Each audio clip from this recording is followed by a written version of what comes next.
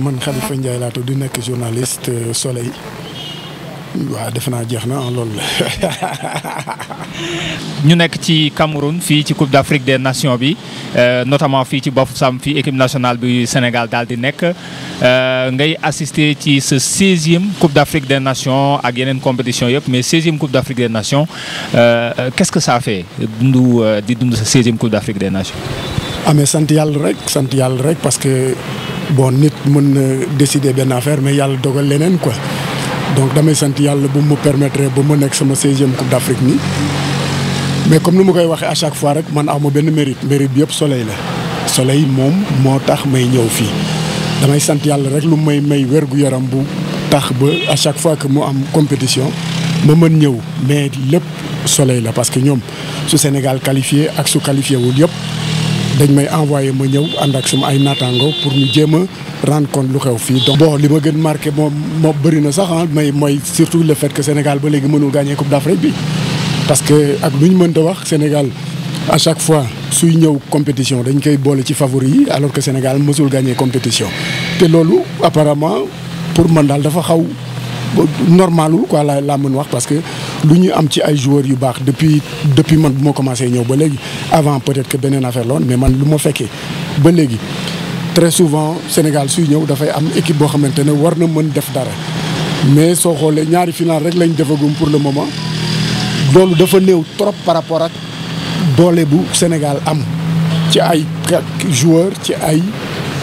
nu mu tuddee ay techniciens. mais daal affaire bi mu ngi bugg a yàgg na te metti na quoi pour ñu. ci li nga xam ne moom moo jëm ci niveau également football bi xam nañ ne football Afrique ay at ci ginnaaw ak léegi am na benn jéego peut-être boo xam ne def na ko yow lan nga ci ban seetlu nga ci def ci at yi yëpp ak Coupe d'Afrique yi yëpp. non mais Coupe d'Afrique moom mësul changer peut-être que aussi quelque part loolu moo tax ñun mënuñu ba léegi gagner Coupe d'Afrique. kan gis nañ ni du peut-être les meilleures équipes yi wala ñi yaakaar ne ñooy meilleures yi du ñoom ñooy gagner parce que sur le terrain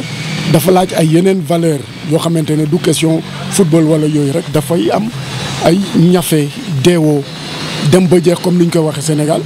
mais bon ñun peut-être que ñun suñu deewoo bi ak suñu dem ba jeex bi dem bi daal des na quoi jeexagul complètement parce que li ñu am ci ay bons joueurs depuis tout ce temps su fekkonte ni def nañ li war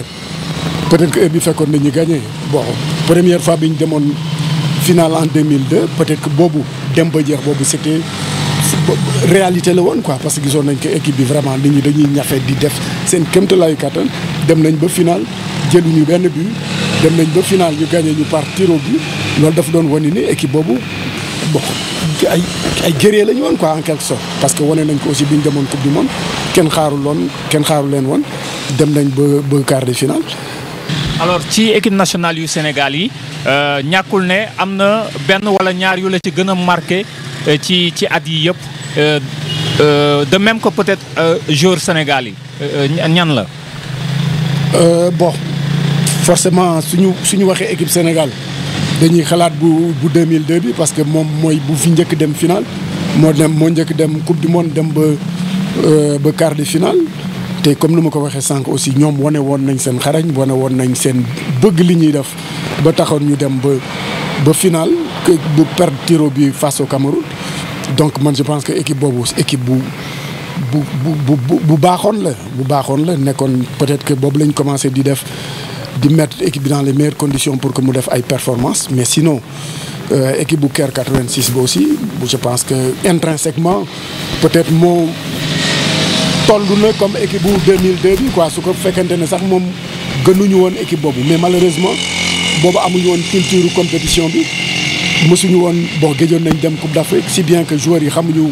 nan la ñuy gérer compétition yi dirigeants yi xamuñu nan lañ koy gérer. esprit fighting boobu ngay wax ne dafa am solo ci compétition bu mel ne Coupe d'Afrique ndax Sénégal am na peut-être benn joueur boo xam ne am na loo xam moom marqué na la boo ko waxee rek peut-être sa xel ci moom lay gën a dem. waaw man bon peut-être équipe actuelle bi lu ñu gis ba léegi mooy que benn joueur moo fi ñafe moo fi dem ba jeex mooy Cheikhou Kouyaté. gis nañ ni moom su duggee ci terrain bi dafay deewoo te loolu man daf may fàttali ay équipe yu fi nemoon auparavant parce que équipe bu 2002 bi lu tax ñu koy wax ba léegi comme ni ma ko waxee sànq parce que ñoom ay guerrier la ñu woon y avait équipe bi yëpp ay ku nekk capitaine mënoon na nekk capitaine parce que ñëpp ay jàmbaar lañ man personnellement tam suivre naa équipe bi mais ku ma ci gënoon marqué au-delà du fait que ñoom ñëpp ay guerrier lañ mais mooy Pape Malick Diop. Pape Malick Diop c'était un défenseur central bon déjà dama ko doon suivre bu mu nekkoon Jeanne d'Arc ma suivre que ñu dem Jeanne d'Arc dem Zambie di jouer foofu ak Tchanga Rangers Malick Diop mooy capitaine avant match bi je l'ai vu muy ñaax joueur am yi keroog Pape Niokor Fall bi nga xamante ne moom c'était l'un des éléments moteurs de la Jeanne d'Arc dañ ko suspendroon beneen jeune Émile Badiane moom lañ dugaloon à sa place mais avant le match Malick Diop dafa wax ak moom ba keroog Émile Badiane boobu c'était le meilleur joueur du match parce que esprit guerrier boobu man dama ko bëgg ci nit quoi sooy def li ngay def da nga ciy boole sa fulla ak sa fayda lu may wax très souvent man ñi may liggéeyal mooy même dans la vie su fekkente ne yow da nga choisir ne sàcc ngay doon da ngay fexe ba kenn du la jàpp donc li ngay def da nga ciy def sa fulla ak sa fayda nga def ko ak le maximum de cœur possible. et si 16 CAN yi benn équipe africaine boo xam ne attiré na sa attention particulièrement ci esprit boobu ba tey mais surtout ci li mu wane ci Coupe d'Afrique. waaw mais loolu soo waxee Coupe d'Afrique ak ñafe rek nit dafay daal di xalaat Cameroun parce que Cameroun ñoom amuñu lu ñuy ragal ñoom lu mu gën metti ñu gën nekk à l'aise te loolu mooy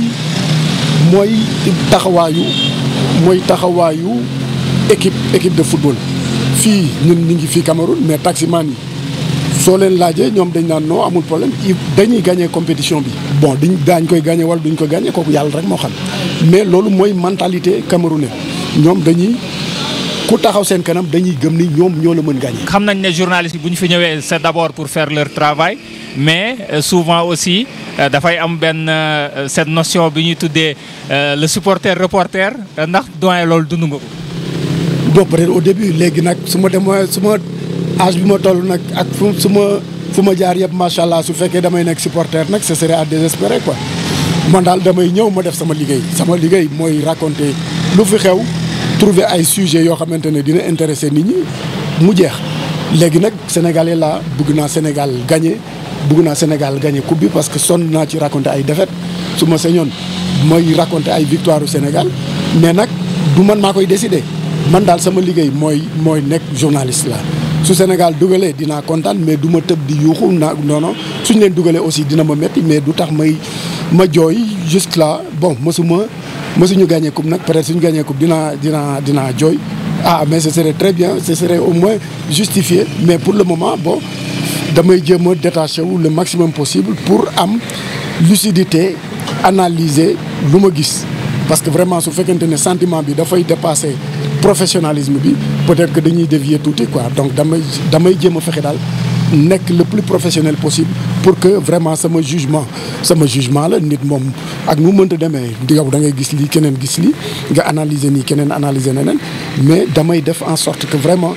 sama ay humeur wala sama ay ressentiment wala sama ressenti bañ feeñ ci man nu may liggéey. 16 Coupe d'Afrique yi nga xam ne teewee nga ko notamment bi mooy 16e bi am na un fait boo xam ne marqué na la mu ngi sa xel bi tout le temps une anecdote disons. moom anecdote yi moom bëri na trop parce que 16 ans moom 16 CAN bon y en a plein de bon xam nga sax ban laay raconter. bu jëkk ñëw peut-être bon naa wax benn boo xamante ne nag curieusement boobu Sénégal sax qualifié wul mooy 98 au Burkina Sénégal qualifié wul mais bon Soleil comme ni ma ko doon waxee sànq dañuy envoyé foofu benn équipe. man ak Jean-Marc Diakité journaliste ak Edouard Diatta comme photographe bon ñuy def liggéey mais man mën naa wax ne boobu mooy sama CAN bi gën a neex parce que Sénégal qualifié wul amul pression wu papier yooyu def wala yoodul def donc tout le temps dañuy def suñu liggéey le plus correctement du monde suñu paree bon ñi dem jël suñu temps Burkina Faso dëkk bu neex la dëkk bu les gens sont gentils vraiment dañuy liggéey dem suñu kéemtalaayu kattan su guddee ñu dem restaurant bu nice wut suñu lekk yu neex lekk vraiment sans pression liggéey te je pense que bu ñu dellusee bu ñu jógee CAN boobu bu ñëwee nee nañu liggéey ngeen liggéey bu metti bu metti bu neex aussi parce que Sénégal newu fa amul pression wu def lii wala def la amul doo dugg ci tanière bi doo jaar fi dañuy dem rencontrer ñi ñu war rencontrer yëpp def suñu liggéey le plus correctement du monde et puis happy vraiment. Merci beaucoup doyen. ok amul benn problème merci.